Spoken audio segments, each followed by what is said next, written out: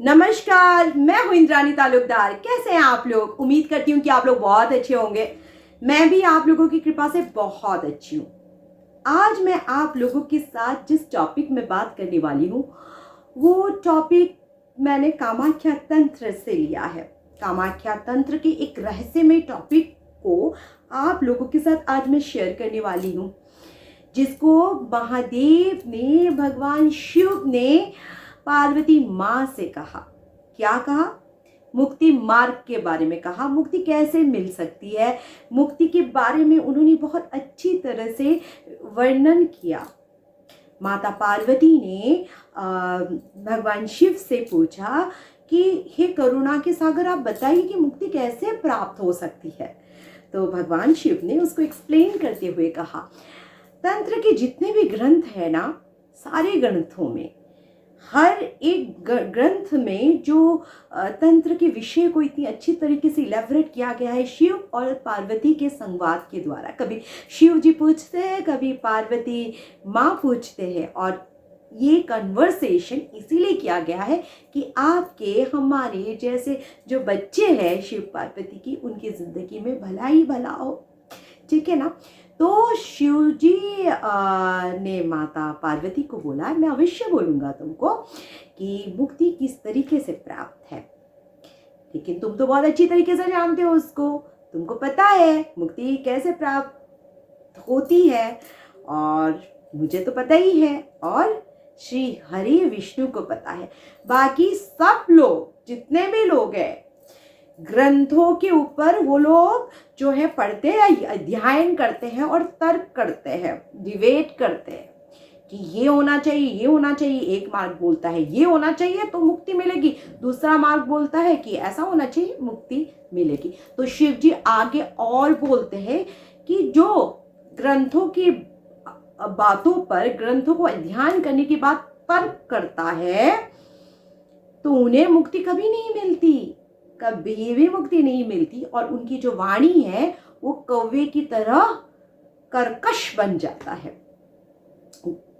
मुक्ति कैसे मिलेगी? शिव जी आगे कहते हैं कि मुक्ति जो है, सारे बुक्स आप पढ़ लो, सारे स्क्रिप्चर आप पढ़ लो, फिर भी आपको मुक्ति नहीं मिलेगी जब तक आपको एक सच्चा गुरु नहीं मिलता। क्योंकि गुरु ही दीक्षा देते हैं, गुरु ही ज्ञान देते हैं, और भक्ति मार्ग भी गुरु ही कहते हैं। तो गुरु कृपा के बिना जो है मुक्ति मिलेगी नहीं। क्योंकि गुरु के साथ जिस तरह से गुरु आपको दीक्षा देंगे, मंत्र बोलेंगे, और गुरु जो है आपको भगवान की अच्छी अच्छी बातें बताएंगे, ज्ञान देंगे, और गुरु के साथ आपकी जब आप लोग कन्वर्सेशन करोगे, सत्संग बनेगा ना, सत्संग होगा। और जितना भी आप भगवान के सत्संग करोगे तो आपके अंदर भी भक्ति प्रकट होने लगेगी। हर जगह आप भक्ति रस में जो है घुल मिल जाओगे। तो उसी हिसाब से भक्ति रस जब इंसान के अंदर घुल मिल जाता है, ऊपर से मंत्र की जो क्या कहते हैं पावर्स में, आपको मुक्ति मिलेगी। इसीलिए गुरु की कृपा के बिना जो है मुक्ति नहीं मिल सकती। अब जो है मुक्ति भी शिव जी ने जो है 4 प्रकार का कहा है। वो 4 प्रकार की मुक्ति क्या है? सालोक्य मुक्ति। सालोक्य मुक्ति वो होते हैं कि हम लोगों को बहुत अच्छी तरह से पता है कि जो है हम देवी की पूजा अर्चना करेंगे, देवी के मंत्र का जाप करेंगे, ध्यान करेंगे, और देवी के बताए हुए रास्ते में चलेंगे तो हमारे मरने के बाद हमें मणिद्वीप प्राप्त हो जाएगा। तब जब हम मणिद्वीप में देवी के साथ रहेंगे तो हम लोगों को मिलेगा सालोक्य मुक्ति। और एक दूसरे प्रकार की मुक्ति है जो है सारूप्य मुक्ति। जैसे कि आपने देवी की इतनी पूजा अर्चना किया तो आप जो है देवी की स्वरूप को पा लेना, जैसे मतलब आप देवी के जैसे ही हो गए, देवी जैसे ही दिखने लग गए मरने के बाद। ऑफ कोर्स वो है सारूप्य मुक्ति। और तीसरे प्रकार की मुक्ति है समीप्त मुक्ति। उसका मतलब है कि आप जब मरने के बाद मणिद्वीप जाओगे, उसके बाद मणिद्वीप में जाके आप क्या करोगे? मणिद्वीप में जाकर आप देवी की जो है पूजा अर्चना करोगे, सेवा करोगे, और देवी की सानिध्य में रहोगे, देवी के पास रहोगे, तो आपको समित्य मुक्ति मिल जाएगा। और एक है सायुज्य मुक्ति। उसका मतलब है आप देवी में विलीन हो गए, देवी में और आप में कोई जो है डिफरेंस ही नहीं रहा, आप देवीमय हो गए। वो है सायुज्य मुक्ति। तो इस प्रकार के शिव जी ने बताया 4 प्रकार के मुक्ति। और निर्वाण की स्थिति भी यही बोला है शिव जी ने। निर्वाण की स्थिति कब एक भक्त पहुंचता है, जब भक्त के अंदर कोई भय नहीं होता। भय मतलब ना उसको दरिद्रता का भय, ना वियोग का भय, ना उसको किसी चीज का मोह है, कुछ नहीं है। सिर्फ वो प्रभु भक्ति में लीन है, माता में लीन है, वो निर्वाण की स्थिति में चला जाता है। जब इंसान आसुरिक प्रवृत्तियों के ऊपर उठता है, तामसिक प्रवृत्तियों से ऊपर उठता है और भगवान में लीन हो जाता है, तब मिलती है मुक्ति। और भगवान शिव जी कहते हैं कि गुरु की कृपा के बगैर जो है आपको मुक्ति नहीं मिल सकता है। गुरु निष्ठा, इष्ट निष्ठा और मंत्र निष्ठा, ये 3 बड़े स्तंभ हैं मुक्ति के। आपको मंत्र में निष्ठा रखना है, गुरु में निष्ठा रखना है, सब में निष्ठा रखना है, तभी आपकी जो है मुक्ति पॉसिबल है। आप अपनी इष्ट के प्रति आपको जो है निष्ठा रखना है, आप भटको नहीं इधर उधर। जैसे कि हमारे आजकल के कलियुगी भक्त जो है कि एक काम नहीं हुआ, माता माता माता प्लीज मेरा ये काम कर लो, लेकिन नहीं हुआ काम तो चले गए, माता बदल गई, भगवान बदल गए, सब बदल गए। और बदल गया तो बदल गया, पता नहीं और पता नहीं क्या क्या बाबा जियों के चक्कर लगाने लग जाते हैं, एस्ट्रोलॉजर के चक्कर लगाने जा रहे हैं, ये है मेरे इस काम की सिद्धि के लिए, क्या होगा? वो नहीं होता। अगर आपने माता पे विश्वास किया है तो माता ही आपके काम करेगी, और अगर नहीं भी किया है ना तो आपको दुखी होने की जरूरत नहीं, वो आपकी किस्मत में नहीं था और शायद आपको माता देना नहीं चाहती है वो चीज़ शायद आपके लिए नहीं है, आपके लिए कोई बेटर है। और अगर आपको फिर भी नहीं मिल रहा है तो ये सोचो कि आपके कर्म अभी तक खंडन नहीं हुआ है और शायद आपकी किस्मत में नहीं है और वो शायद आपके लिए नहीं है।